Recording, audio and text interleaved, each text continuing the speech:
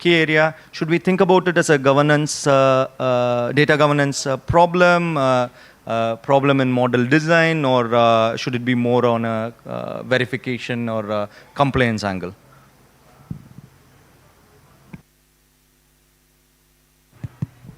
Thanks.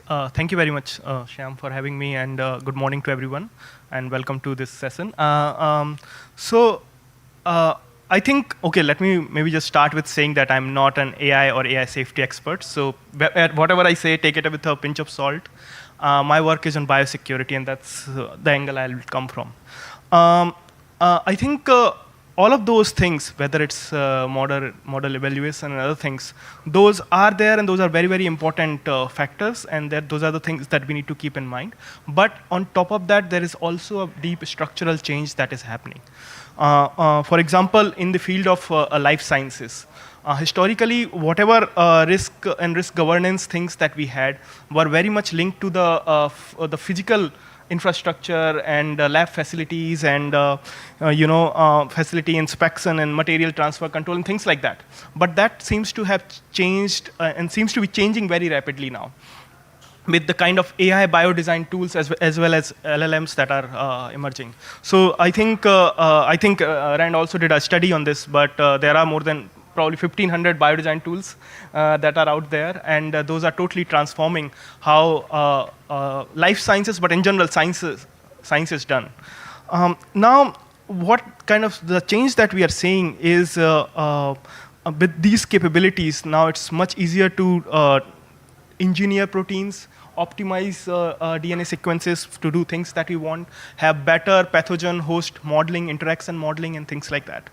Now, these capabilities are, because of AI, becoming partly decoupled from the physical containment measures which were usually used in the life sciences. So we have a lot of this risk landscape shifting a little bit more upstream to the design side when it comes to at least biological side of things. So yes, data governance things matter. Model evaluation and red teamings are essential, and we should be doing that.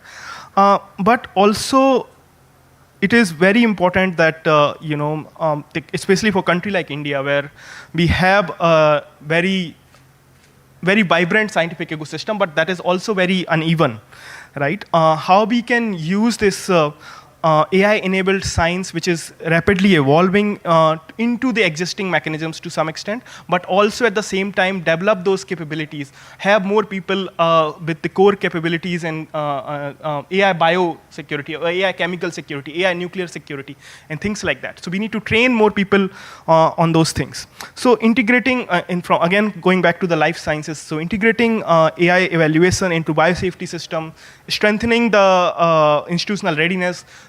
Some places there are some labs and some institutions have information security labs or information security offices. How we can get them better prepared for these new emerging risks that are coming due to AI. Some places they have biosafety officers or biosecurity officers. How we can enable them better to address the AI risk is what the direction that we need to move towards. And have more adaptive oversight mechanism that is not only based on the limited to this once in a while inspection that happens, but have that goes more with the rapidly evolving things that we are seeing with the AI models coming up. And I think just in terms of paradigm change that we are seeing and that you mentioned, is there need to be more decentralized checks and balances and oversight mechanisms. If there is one authority sitting somewhere in Delhi and trying to do everything, that's not going to work. So that is one of the things that we have to collectively think about. How do we decentralize these kind of oversight systems to some extent? For example, as I was saying, how we can empower the information security or biosecurity offices and create what in the field of disarmament, where I have worked on, called web of prevention. One measure is not enough. It's not sufficient. You need to have a number of measures in place which collectively can help prevent something bad from happening. Thank you. Thank you. That's very insightful. And I think we've already touched on some areas that that would be follow-up questions. PT, focusing a bit more on open science, where high-risk domains, especially in biological data and AI capabilities, as Suresh was mentioning, how do we preserve the benefits of open science while preventing the destabilizing diffusion of capabilities that we were just discussing about?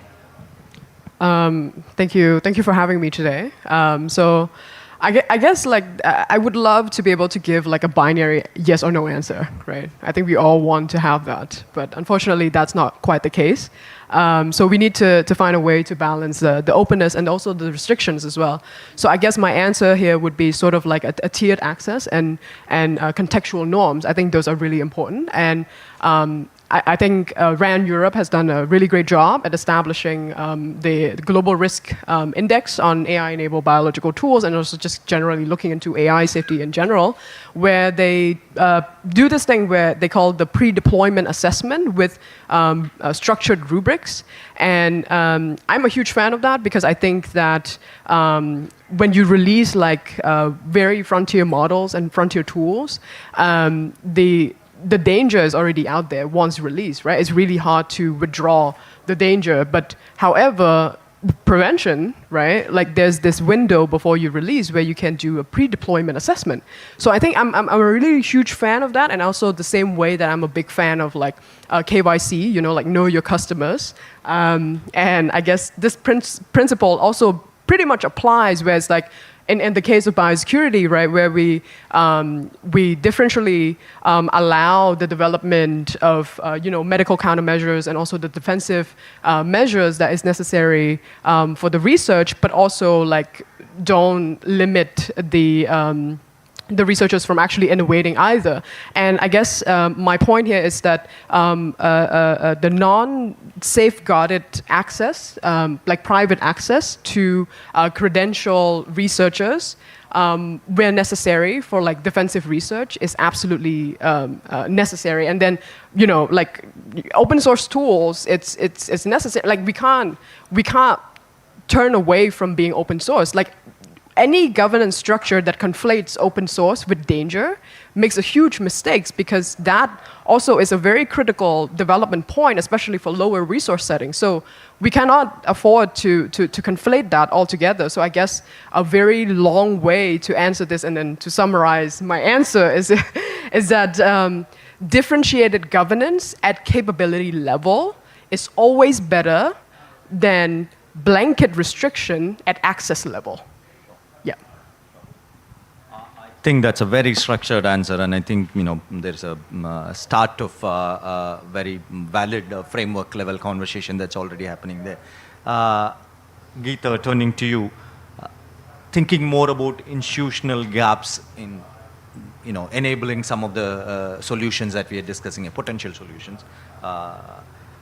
What are the most immediate gaps that you see in evaluating AI systems, technical capability, regulatory, and coordination, largely from the policy angle that you work in?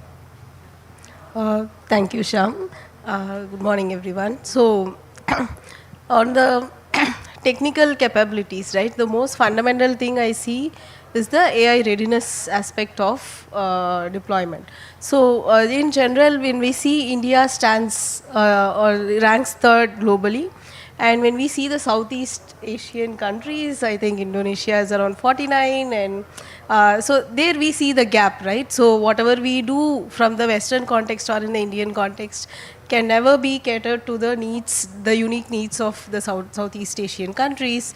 And moreover, there is the end user perception, where we see that we have to build a lot of capacity for creating awareness among the end users who are actually going to use the products. And from the policy perspective, I would like to give you certain aspects where we think about the socio-cultural aspects that is relevant to the deployment environments. So in general, the large language models are usually trained on the Western data, and the very recent research work, maybe I'll cover a bit of both tech and policy here. So there is an Southeast Asia related benchmark, safety benchmark, which says that all these leading large language models have failed when they evaluated for more than 20 to 30% of the risk in the biological settings. So, which means that we did not have enough safeguards which will protect people from encountering all these risks. And moreover, so this lets us know that we have to build in more socio-cultural evaluations and assessments which will cater to the harms that is more particular to that particular deployment environment rather than just having a high-level evaluation strategies. And this cannot come just from the policy side, right? So we need to bring in all the participatory approach which will bring in the end users, the different stakeholders involved in the using all these AI systems, be it model, right from the requirements definition, right? So when we assess whether we need an AI system or not, generally now there is a perception saying that for whatever we are going to build or the problem that we are going to solve, by default we assume that we need a large language model, which will not cater, which is not even possible to have it deployed in a low resource setting, right? So we need to think about small language models which will enable edge deployments at the low resource settings and also consider all the multicultural and socio-economic diversity that exists in these regions so that your model doesn't hallucinate, is still fair, and also establish some governance and accountability frameworks which will make the developers more accountable. And also because having the developers more accountable will enable them considering more safeguards, right? And also create more awareness about the main fundamental thing is that they will be expected to document whatever testing that has been gone through. And on the policy side, there is one more aspect which is the Indian government also endorses, right? The self-regulation and voluntary commitments on managing and mitigating risk that comes out of all these AI models. So I think we have to have a unified framework which can still be adaptable to different deployment settings. Yeah. I think we already are getting a diversity of perspectives here, and it's very useful to hear. Moving ahead and thinking about institutionalizing these kind of capabilities in scientific AI context, PT, turning to you, should independent evaluation and red teaming of AI systems from a technical kind of solution perspective for this problem that generate biological outputs, especially thinking biosecurity, given your perspective on this, should it become a norm and part of the global scientific specialist infrastructure? And if so, how would we go about that? So I guess like a good example to use here is probably we're thinking of like nuclear like weapons, right? Which falls under this organization called the International Atomic Energy Agency, the IAEA. Now, from my perspective, I think fissile materials, correct me if I'm wrong, they're very scarce, and they are, to a certain degree, technically trackable. And they are also, more than anything else, highly regulated. Whereas biology, on the other hand, is everything but that. It's diffuse, it's dual use by nature, and it's also nearly impossible to trace, and also, most importantly, commercially available, right? And so in the recent study, actually, this was done by this organization called Secure Bio, where they actually tested frontier large language models against expert virologists. And it turns out that ChatGPT o3 actually outperformed expert virologists by 94% at troubleshooting wet lab protocols. So that's a very shocking number, right? And then, I mean, obviously, you mentioned earlier that there's a very concentrated effort that is happening between the US, UK, and China, like the global superpowers, basically. And I guess there's...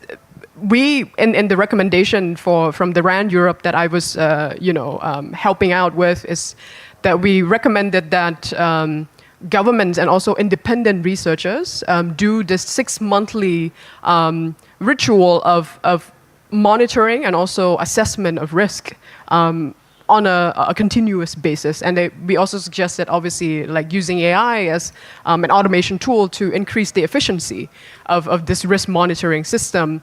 But I think, to your point, I think stuff like this, stuff like that is non-interactive methodology that doesn't require researchers to actually query directly with the dangerous systems is actually already in and of itself a very meaningful safeguard.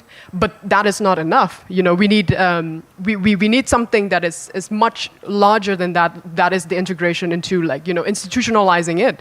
But I would argue that like a 6-monthly ritual, that refresh cadence, for it to be delivered, it's going to require a very significant investment from the government at a multilateral level, right? And so we can't go without any investment at all. So my suggestion would be to actually implement this AI Safety or Security Institute model that we've been applying, where largely it is technically credentialed, it's independent, but also has a very formal relationship with the government. And something that I would caveat from the bio side is that for the institution to have some kind of anchoring around Biological Weapons Convention or the WHO. Because right now that relationship is not quite there yet. And I think back to my point of like pre-deployment assessment, I think that is definitely needed, and then the result has to be shared then across the the credential network with tiered confidentiality that rather than being kept as a proprietary to the different state. Yeah. I think it's kind of a middle-level problem, solving it at the level of multilateral institutions, solving it at the level of developers. It's a middle-level problem. That's an interesting position, PT. Suresh, thinking more about safety measures at large, how can we make sure that they remain rigorous and feasible within research ecosystems that you're quite familiar with, from a biosecurity angle, if you will, but largely also in the larger scientific ecosystem? Thanks, Shyam. I think first thing that we need to understand is how that ecosystem is, and then see if certain measures will work there or not, right? One of the hallmarks of, let's say, Indian scientific ecosystem is there is a lot of heterogeneity. There are some places which are really extremely well performing, and there are other places who are not well resourced or have all kind of challenges. So understanding how the ecosystem is, what kind of regulation within the institutes that are there, what kind of administrative measures that are there, what kind of safety teams these kind of institutes might have, all of those things are extremely important, right? The governance capacity, compliance culture, and technical expertise varies widely in Indian institutions. And I believe this is true for many other countries in the global south as well. So it's not something very particular to India. We have challenges related to different kind of resources, and even when the resources are there, sometimes it's also problematic to use them efficiently enough. Now, given that context, if we just import safety frameworks that are developed in let's say in a well-resourced place in a Western country or any developed countries, I don't know if those would be a very good fit for the kind of system that we have here. So those might become more performative than functional to some extent. Another challenge that also PT mentioned to some extent is that the speed and scale of AI is huge, right? And we need these traditional review mechanisms that institutes have for safety audits and all of those things. We're not going to work. We need something which is far more adaptive and quick. And also this here, what we had traditionally is this periodic paper-based facility-centric kind of measures, and those are very much outdated in the era of AI that we live in. Now, now the question becomes how do we design proportionate capability-aware safeguards that would be better matched for the challenges that we have. One of the major challenge, as I think a lot of us realize, is that there is limited awareness about AI safety when it comes to scientific issues, even among the scientists. right? So a huge number, a large majority of scientists just don't know what they are putting, let's say in ChatGPT might be harmful, or what they are getting out of biodesign tools could be harmful to some extent. So there is some understanding about the privacy related issues, but safety and security is still a big gap in understanding of even the scientific experts that are there. Now, also regarding AI, I think there needs to be a tiered risk classification. So not everything is highly risky. There are certain biodesign tools, for example, that are trained in virus data. Those we'll put in a higher risk category compared to something which is just working, let's say, on certain animals which are not dangerous. Now, also, the safety measures, as I was mentioning earlier, this should, as the risk has moved a bit upstream, it has come more on the design side. We should also have more safety measures moving upstream. And as PT was mentioning that, certain kind of evaluation that are before launching AI tools are necessary, but also integrating AI evaluation modules into grant review processes, creating cross-trained AI biosafety review panels. So panels specifically for AI biosafety from the bottom-up side instead of from having them from the top-down approach. Investing more in domestic evaluation capacity, having more AI safety institutes like Geeta's home institute at IIT Madras. So we need a lot more of that. And lastly, I think what we have in the US and UK are a lot of AI safety work is being done there, right? And as I was mentioning, importing that directly might not work. And we in the global south are largely the users and importer of this technology. So we have to see from the bottom up side, where do we put those safety measures? Do we, like when it comes to import, what kind of when the data is being transferred, is there certain places where we can put those kind of safeguards? Also, how we can use some tech sovereignty measures in this context, right? That tech sovereignty measures are used for a number of things, but AI security is something, AI safety and security is something where those could also be used to some extent. So yeah, I would stop here and then we can discuss. Thank you. Thank you. And I think a lot of useful thoughts here for us to explore a bit more. I think we've just crossed the mid mark, and I'm going to use Geeta to kind of like bridge between the next two topics by combining two of your questions. Sorry about that. Just as Suresh just mentioned, will the emerging scientific powers, global south, middle powers, would they be able to shape governance in this context, especially AI-enabled science, or will they continue to inherit the frameworks? And if they were to show leadership, what would that look like in scientific AI and research ecosystems? And you've already been working on some of this, so I'm looking forward to kind of hearing concrete measures that are happening. Sure. So in general, what I think is definitely the emerging powers, right? They are putting on all efforts to bring in all the tools and frameworks that are required for governing these AI systems. And for example, so India's strategy towards all these emerging techs is that they are trying to create sandboxes which are highly essential for deploying or evaluating safety aspects for the models, right? So they do it for healthcare systems, they do it for radiology systems and whatever, right? So these type of tools and frameworks come from Indian settings, will actually help the other underdeveloped countries to learn from the strategies that we use, and then build something of their own, or something which cannot go cross border can still happen through learning and collaboration, right? So For example, we are going to launch a global South network for AI, trustworthy AI, which will enable all these mechanisms to happen, enable people to develop and deploy AI systems, which will be deployed in the low resource settings. And the other initiative which is going to give a very big leap in evaluating AI safety is coming up with an AI safety commons for the global South. Okay, that is part of the safe and trusted AI pillar. That is one of the pillars in this Impact Summit.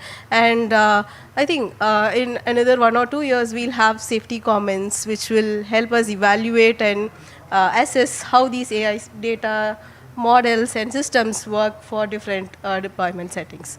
Another important thing is that, as Suresh mentioned about the audit frameworks, so when we come with, when we focus on the kind of risk and audit mechanisms that we have here, we still have it from a organization perspective and not from the end user perspective, right? So at CRI, we have come up with an incident reporting mechanism and a framework that caters to the Indian settings. So it tells you how to operationalize AI incident reporting in the Indian settings, which is completely different from the Western settings.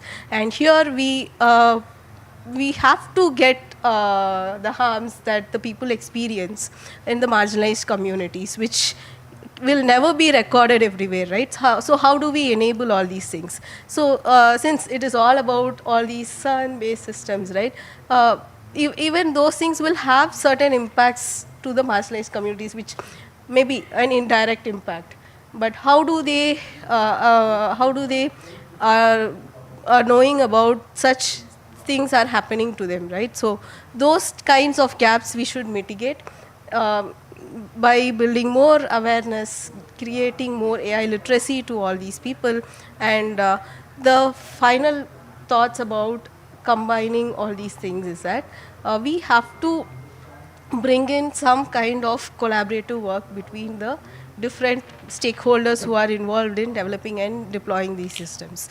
And the governments have already given certain prompt knowledge about how to enable all these things through the techno-legal framework and guidelines that was recently published, and the AI governance guidelines, which was recently published by METI. So the Southeast Asian countries can learn from the developing countries like India, and then have a curated or more tailored approach towards their unique needs, right? So that is what I think. So whoever has an opportunity to, or a willingness to have more things that will actually help them use or leverage these technologies can learn from the mistakes as well as the experience that the other countries have, which is now openly available through all these summits. Yeah. That's very useful, and I'm looking forward to following up on IIT Madras's work in this front as well. Going to Suresh for kind of the last question in this series, really. Should safety measures, evaluations primarily focus, where should the focus be? At the model level, and you talked about upstream quite a bit. Should there be more broader socio-technical readiness measures, misuse considerations? Where do you think it should be? Thanks, Shyam. So I think performance metrics that are there that tell us that whether a model works or not.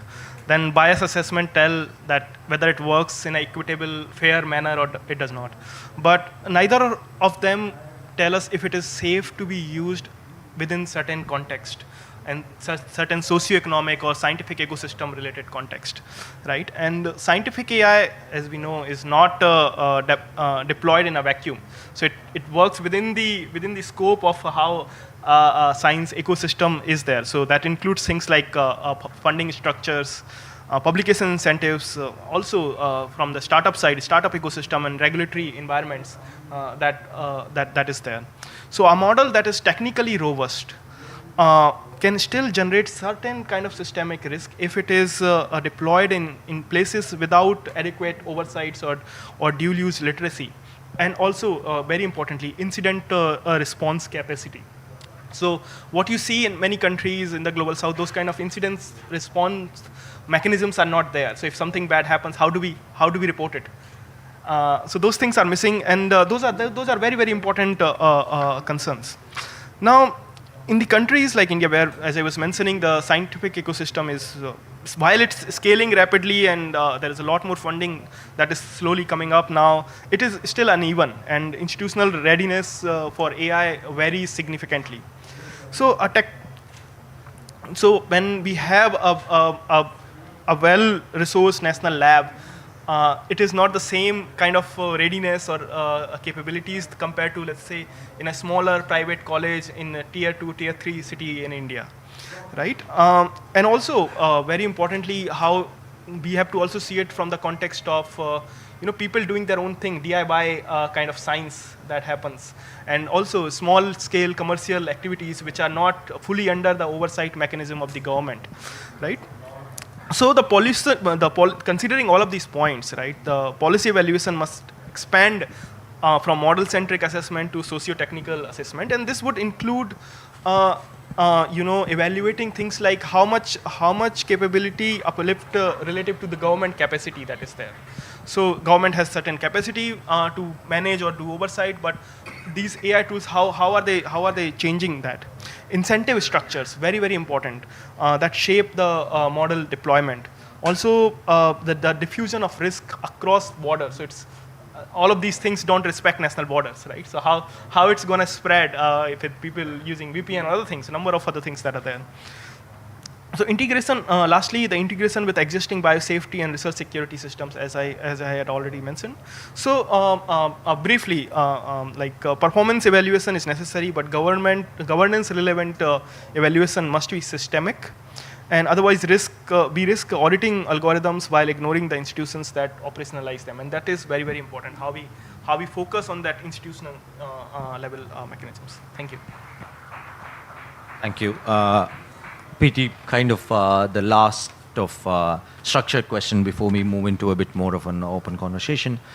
AI becomes embedded not just in new capacities, but also existing programs like biosurveillance, public health systems, and so there's a mix between emerging kind of scientific knowledge with more legacy, let's call engineering, knowledge as well.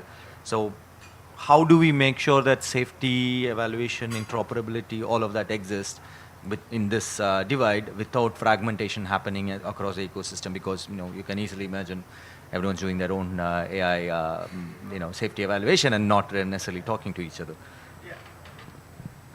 Thank you, Shyam. I think this is a very important question. And it's also a topic that I'm really passionate about as well, which is biosurveillance.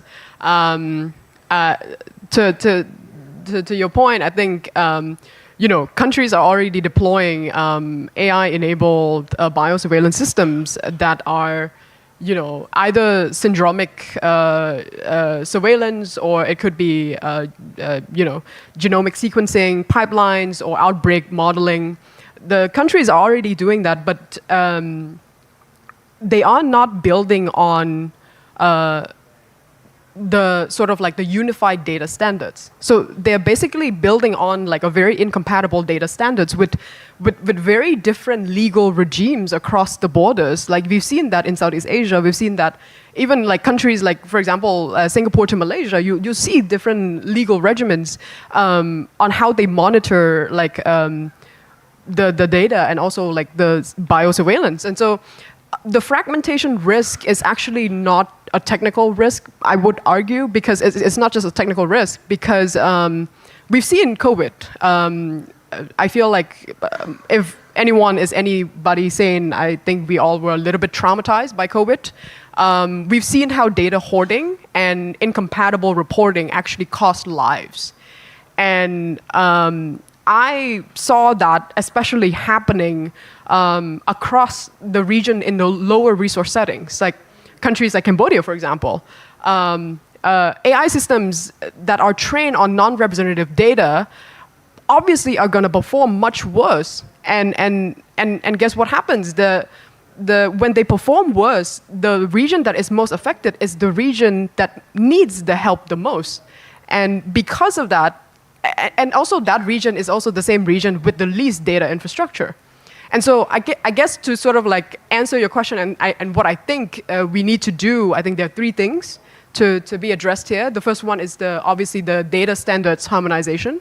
Currently, we don't have that. I think we would need not like a global overhead standard that enforces on every country, but more of a federated interpretability that applies frameworks that applies to different countries. So I can think of like HL7 FHIR, which is the federated healthcare interpretability resources that are attempting to address this very specific issues. It's on like clinical data, but this one would be adapted for public health surveillance. And the second point is the legal safe harbors for basically just kind of like cross-border sharing of data for like public health emergencies that are negotiated beforehand because, and this is important, beforehand, because if you negotiate during an outbreak, people are going to be freaking out. People are going to be like, I'm not going to share my data to you. What are you going to do with that data? So this needs to be done beforehand. And the last point is, and also the most politically challenging point, is actually to have some kind of shared evaluation criteria across the board between different countries that are embedded into the national surveillance systems. And for example, like Singapore data infrastructure environment might not apply to countries with like different climate data or like different demographic data. So this needs to be applied into, the national surveillance systems. And what I notice, I guess like the last message is that what I notice, the AI governance framework often thinks of biosurveillance as like an edge, like a niche edge case. And then people in biosecurity frameworks, like doing biosecurity frameworks, thinks that AI governance is like a tool. And these people don't talk to each other. And that gap right there is where the risk happens. So yeah, we just need to talk to each other more. It's easier said. Yeah. So I think I'm just about to close with maybe 5 minutes or just under that for audience question. 10-second final thoughts on each of you from the panel. Suresh. Just wanted to very quickly, we need to also keep in mind that how AI could help solve some of these AI safety challenges, right? How agentic AI could be used, let's say, when people are trying to develop vaccines. CEPI has developed this platform where agentic AI is being used to check if there's someone who is trying to jailbreak or someone who is trying to, misuse the tool that is there. Second very quick point, also with all that what I said, there is still a gap to transfer things from digital to physical, what is called digital to physical barrier. So even if you have everything, you still can't just modify viruses without having a proper physical infrastructure. And there are still some ways to control that. Thank you. Geeta. Yeah, I think we should move on transforming from issues to intelligence, like learning from the risk that happens and feeding it back to the model training and other assessment activities to mitigate the risk in real time, right? So that is where we need we need to move towards bringing in more people into evaluations and then making it safer for people to use. Sure. Yeah. Thank you. PT. I guess I'll make it quick. The point that I want to make here is that, Suresh, to echo his point, I think you're right that we should not shoot ourselves in the foot, especially for developing countries. I think it's really important. And so my message for the last message here is just kind of like, while we are forging ahead in innovation and while we are innovating ahead in whatever domains of scientific domains that we're doing, we need to be conscious of the impact that we have. And I think India AI Impact Summit is one of the really good places to jumpstart that kind of conversations and break the silos. Thank you. Sure. And thank you, everyone. I'm just going to take probably 1 minute to kind of summarize key points.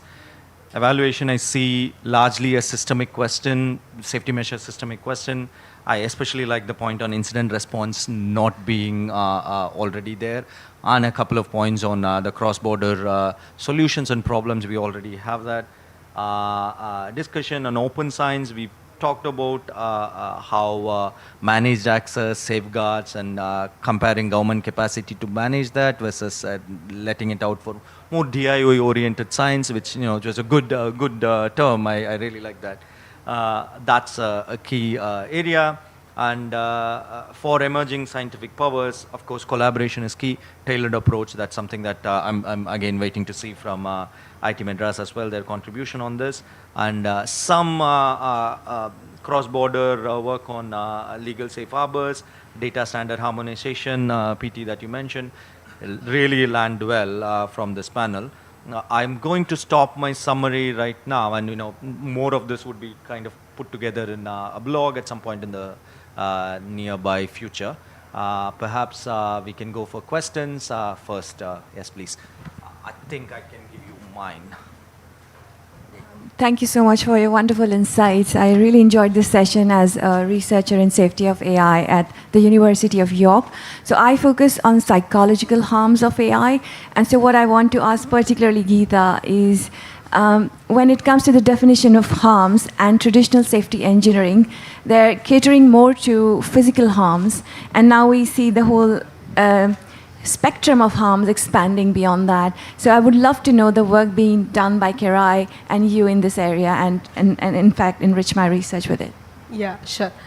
So when we actually assess harms and impacts, right, we have to do it from the two different perspectives. One is on the functional side, where we assess all these algorithmic risk and other stuffs. From the human-centric perspective, well, like you said, we can keep doing everything from the psychology perspective and other ethics and other stuffs, right? So here at CIRI, we do work on assessing bias, determining whether the model is stereotypical or not, and how do we generate explanations for the high-level scientific models and all.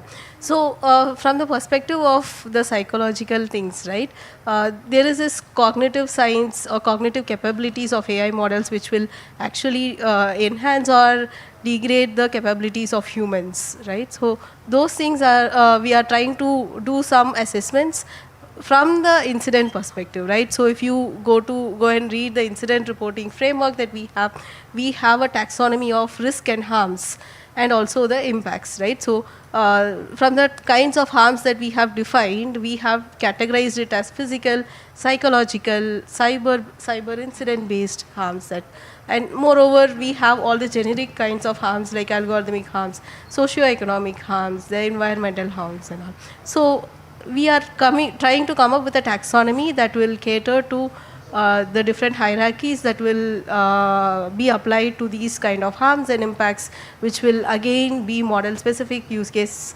specific, and the domain specific aspects. Yeah, so that is where we are trying to work on. And we also have a healthcare based tool, a toolkit which will enable people to actually assess the perceptions of how they treat these models, how they see whether these AI applications are helpful for them or not, and then come up with some capacity building programs for different roles in which they are working on. And this is being done with CMC Vellore Hospital, and we have been assessing the perceptions of healthcare workers and then come up with a training module which will enable them to use AI models or tools more confidently rather than say being resistant or not relying on them for so much of Probably last quick question. Maybe keep it short and the responses as well, please. Sorry.